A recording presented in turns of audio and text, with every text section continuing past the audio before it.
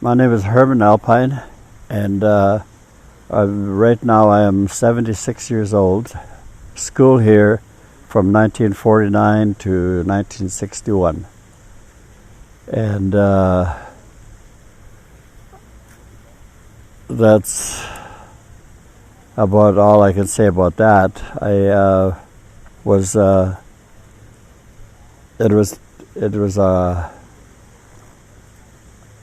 a lot different than was what in before I went to school. I remember how I reacted with my grandparents, my parents, and all my relatives. We were such a close family, and after attending this place, they totally tore that down. They tore the family systems down. Whereas today I know all my relatives, but I'm no longer as close as I was before. Before I grew up, before I went to school here, I stayed with my parents, and every year I had to spend time with my grandparents, my mother's parents, and my father's parents. There was two totally different kinds of people there. My mother's parents had gone to school, not to this school, but to a residential school that was out in the first building. They attended school here, so they spoke English. And but whereas my dad's parents, neither one went to school, and they didn't even have the names that were given to them after they came to the school. When you came into the school, they changed your name completely. They gave you a different name. And if it wasn't from the Bible, they gave you a name from the Bible. So that was a big change. I was introduced to their God, who was foreign to me, because up till then I was taught different. The spirituality that I learned is a lot different than what they taught me in this building. There were Catholics here, and at times they were almost fanatical. They taught, but they didn't practice what they were teaching. That was the biggest part that really bothered me. So as time went on, I eventually didn't believe anything that they were teaching us. Because I could see they taught poverty, but yet they didn't act poverty. Poverty, like the principal from the school here always drove a brand new car. He had custom-made suits. He had his hats cleaned every 2 weeks. He sent it to a special place to have his hats cleaned. So, whereas I met people later who were from the Jesuits, who really practiced what they were teaching. They taught poverty. They were very, very, very poor people. And whereas coming into this building, I learned different. I seen the difference between them and us. Well, this school here was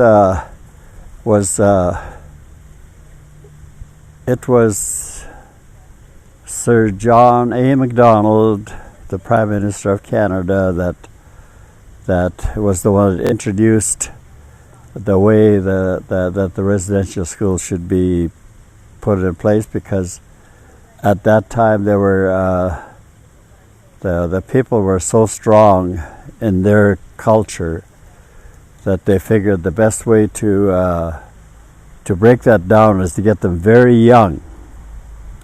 So they went to the government. They made a law saying that a native child had to go to a school like this, not to a public school. He couldn't go to a public school. He had to come here, and there was these residential schools were across Canada, and there were put out, like the tenders were put out, people could apply for it, the different, mostly churches, and the different churches had different residential schools. Like this one here was run by the Catholics, the Oblates, and Sisters of Charity.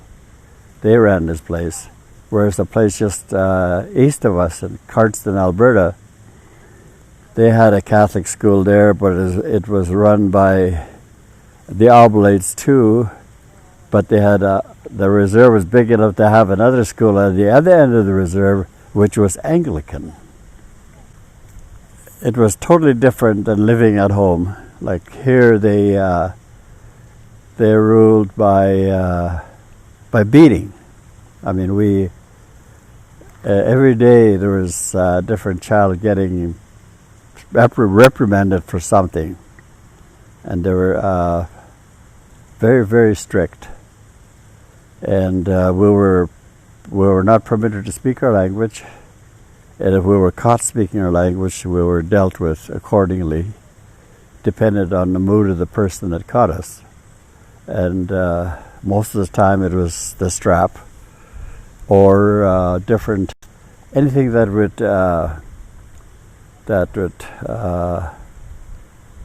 put you on the spot, like having to do something that they would say, this is what happens when you speak your language. So it was and then the fact that we had to go to church every day, sometimes 2 or 3 times a day, and we were taught about this God that was, because we didn't, we had a different way, we were taught a different way. So in time, the things that happened to us turned to distrust and hate, and instead of improving us, we became very, very sullen, and at an age we became very disrespectful. I had no authority for any kind of I had a big dislike for any kind of authority. One morning, I got the strap for getting in an argument with one of my pals. We had a little argument, and then later on we had a fight. So that morning I got the strap twice for different little things like that. And then that afternoon I got the strap for something else. And I remember that day I had received the strap 4 times.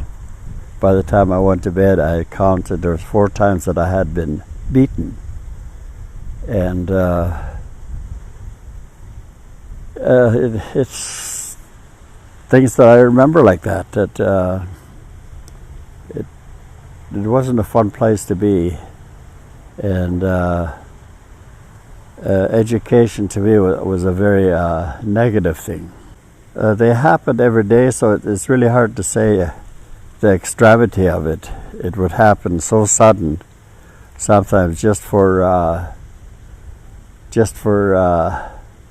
remember a child getting in trouble, and we had to line up in a long line with our legs apart, and he had to come between us and our legs, and we had to hit him as he went by. And if we looked like we didn't, if he was our friend and we didn't hit hard, we were next.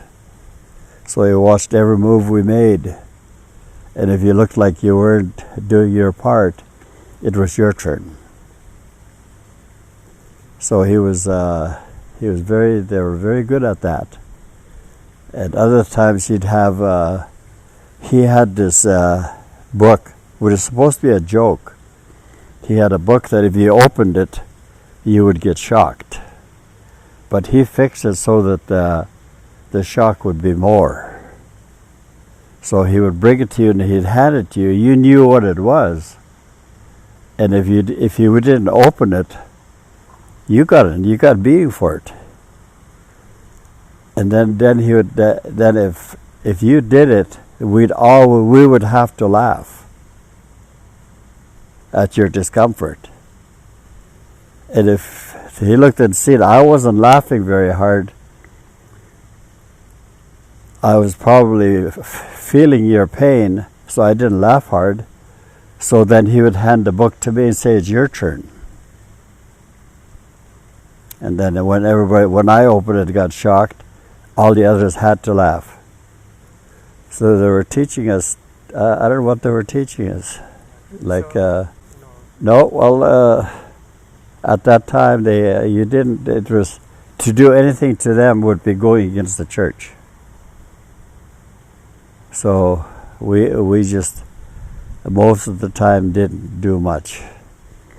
But we had the odd fellow who would punch him, and that usually they would be dealt with, sent away, like sent home. I remember one of our boys didn't want to do what he wanted him to do, so he punched him. Gave him a black eye, and we didn't dare laugh because we'd be in trouble. But it was underneath we were cheering for the guy, and the guy disappeared, and we found out later they just sent him home. So if you showed any signs of being to the part where you're kind of getting difficult to handle, they would just get rid of you. Yeah, a typical day for a young fella here at this school. Got up at probably 6:30 in the morning, and we got ready and we went to church. Within the half hour, we were down in the chapel. We had a mass in the morning, and then we would come out, prepare for breakfast, and then we would pray again, and then go into the dining hall and pray again. And whatever they gave us, we had to eat. And sometimes it wasn't wasn't what we were used to. And some of the children wouldn't eat, so they took the food that they wouldn't eat, and they would give it to them at lunchtime. So there's no, like, you didn't move on to the next meal. They would. And I guess the first few years I came, the food was pretty good. We had this old nun, her name is Sister Cephas, and she did the best she could for what she had. She fed us pretty good. So the first while wasn't too bad, but it was after when they changed, and we got a different nun to cook, and she didn't know how to cook, so we had had a hard time eating because sometimes the food was not edible, So there was a lot of, it was never good. We always, the biggest thing going to school here, we were always hungry. So I remember listening to kids go to sleep at night and crying because they were hungry. So a typical day would be you go to Mass in the morning, then you could do your prayers, then you do your chores, and then breakfast. Then we went to class, and after class a typical day was like we went 3 o'clock. We were done school. We could go out and play. At different times, they always had something going. They always kept us busy. They thought idle hands were not good, so they always had us doing stuff. It was usually stuff that we didn't like to do. Yes, it did. It impacted us in a big way because we learned to distrust. Like we used the word hate, and it really eventually it started. I started believing what they were telling me, that I was an ignorant person, that I didn't know, and they told me enough times that I started to hate who I was. I started hate being a native person, and they would say things like, God must have been angry when he made you, because look what he did to you. He made you black. So God was mad because this is what happened when he got mad. He made our people. This is what they were making us believe. So through time, they built inner racism. I started hating my people, and I started hating myself because I was believing what they were telling me. The government shut it down because I think they come to realize it wasn't working. It was the theme that they were trying to make was not. I don't know what they were. Up to this day, I don't believe I knew what they were looking for. Like, what were we supposed to become? They broke down the family systems. They broke our language. They were after all these things that make a person who they are. And today, you look at the remnants of what's left of the people. There is no language, and there is no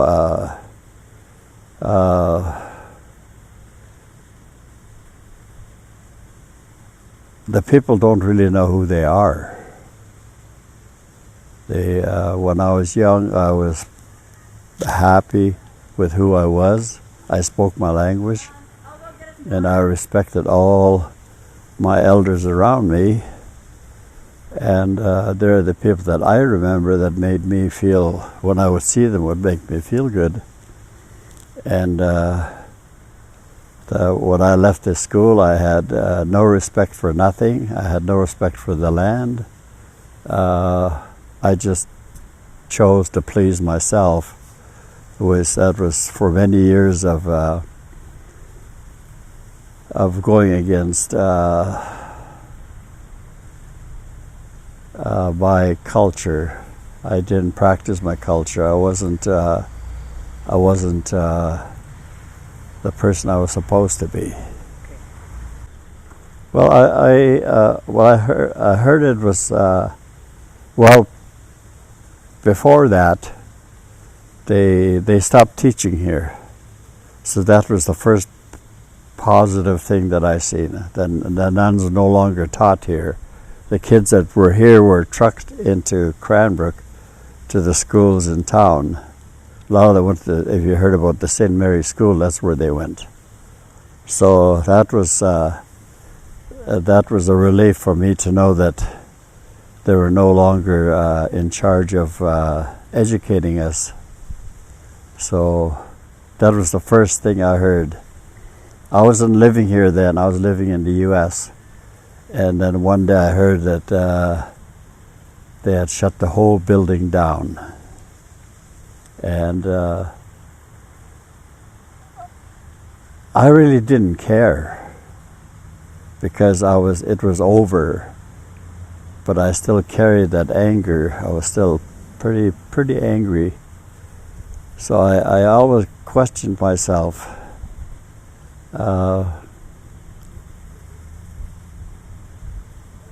After a number of years, I realized that I had to come to terms with everything that happened here. So I lived by then I lived in Seattle, and I decided to come home and search and find out what happened. The changes are still happening. We're still on the long road of healing that has to be done.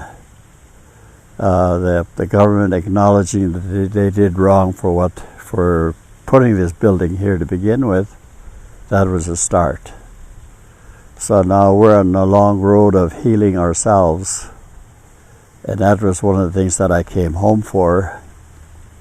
I found a program that they had here called Residential School Trauma Training, and I went to it, and that started me on my first. I finally started to understand why I was the way I was, and it was a long road to healing. It took me 11 years of constant work on myself, and this is where I'm at today. I know that happened, and we just have to heal, and like what this place is today. It's a hotel. It's a good hotel, but it still has its dark memories. But eventually, one day, we'll be able to look at it as something that we endured and went through, and we've come through it, and we're going to prove to the people that we have recovered, and that's the road I'm on today. I still remember all those terrible times, but the people that did it are no longer here, and I no longer I have the memories, but the anger has gone down to something else that I use to help me in my journey every day. I still get angry, but I just remember what happened in the past and how I came through it.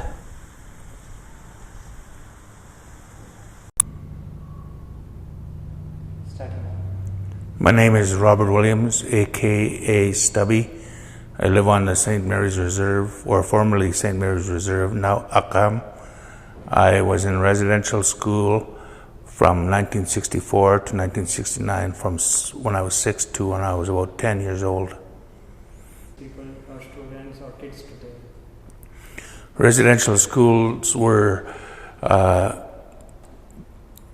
made to what's the word I'm looking for? So we can make a cut in between, so Yeah. we are editing all the videos. You can stop wherever you want, and Okay. you can continue wherever you want. So it's completely okay with us. Okay. You can remember that. Take your time. Residential schools were built to assimilate First Nations people into the white world. They wanted to destroy languages, cultures of Indigenous people. They broke up families. They caused a lot of abuses in the communities, First Nations communities. When I first got there, the first thing they did to the children, if they had long hair, that was all cut off to short, to like the style I wear now. Kids were put in dorms. They were called juniors, intermediates, and seniors, so different age groups. There were probably close to 20 to 30 beds in one of these dorms, and kids were made to sleep in different, or in those beds. They were told that they had to pray before they went to sleep when they got up in the mornings.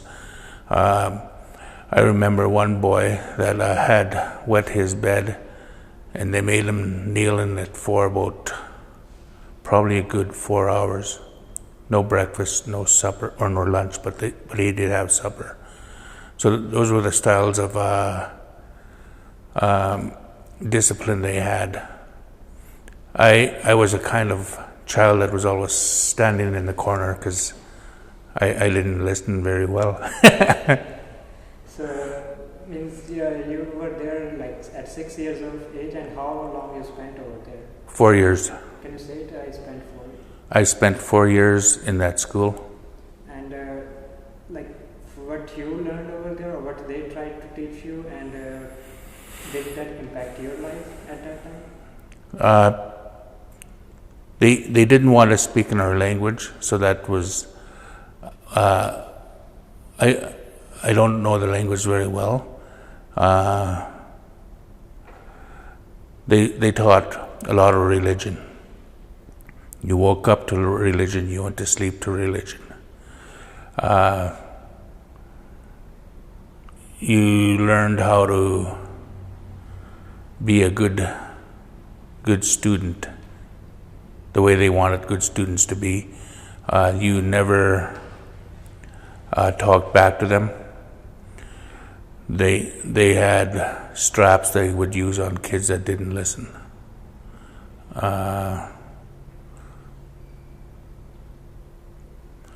Yeah, there was a lot of people that were either sent to corners or isolated from the rest of the people. Strap on you too? Yes, they did. Can you say it like they used the strap on you? Okay, they used the strap on me. They also used yardsticks.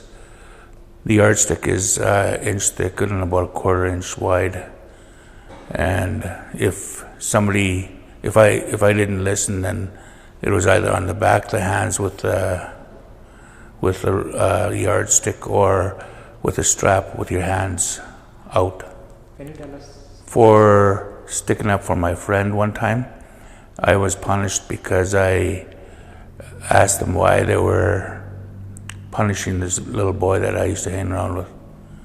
Well, I was a little boy too, but that was one of the reasons I got a strap.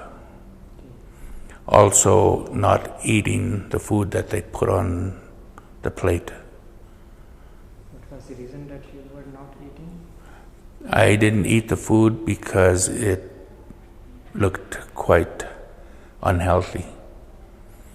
And so I got a strap for that, and I was sent to the corner. In that school, there was only rarely would you hear laughter. Other times it was, you're always on guard, always hoping you didn't do anything wrong, so you were quite, what's the word I'm looking for here? On edge all the time. You would never want to do anything wrong. You were either strapped, sent to the corner, or just put in a room by yourself. When I was about 8 years old, this boy ran away from the residential school. They caught him that night, and we were all woken up. It was quite dark outside. We were woken up. This boy was stripped naked. He was tied over a table, and they came in with a strap and they whipped him. He couldn't lay on his back for probably a good week and a half after that. After the strapping happened, the lights were out. There was only one light, and it was focused on that boy. And they told us that if any of us tried to run away, the same thing would happen to us. Yeah. So when I first went to the residential school, I knew the language and I understood some of the culture.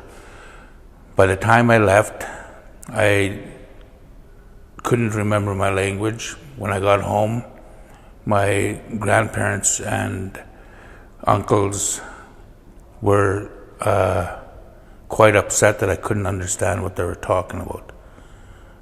So that was their job, was to destroy our language, destroy our culture.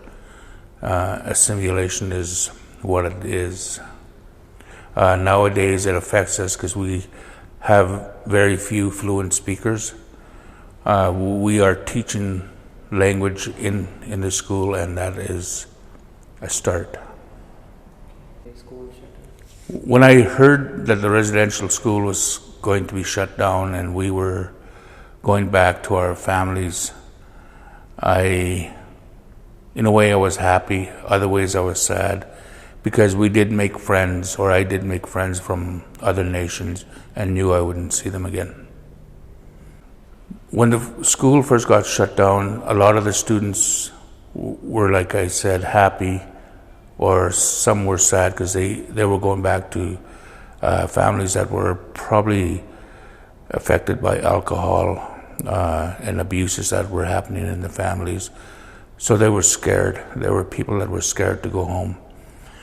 Others that had already lost their parents weren't going home. They were sent to families, different non-native families. I've heard of one family that there was about 5 of them, they all got sent to Alberta to live in some kind of commune. And they ran away. The whole bunch of them ran away. They ran back to all over BC. At night they would, during the day they would sleep. At night they would walk, and that's how they got home. They walked from Alberta to all over BC. Yeah, it did make a big impact on me. I don't understand a lot of the language. I do understand the songs and the different activities we do, the medicine dances, the blacktail dances. I do attend those, but I still have a hard time with the language.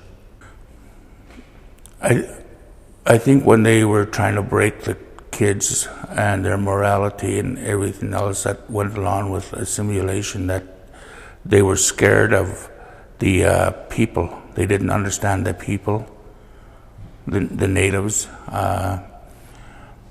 and it was part of trying to take their lands away from them so they could utilize it the way they wanted to.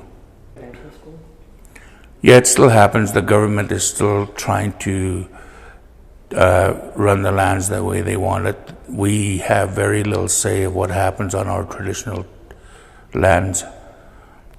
We are starting to do some work with that, and one of the ways we do that is through a thing called impact management benefit agreements, where we do get very little of the money that they do make.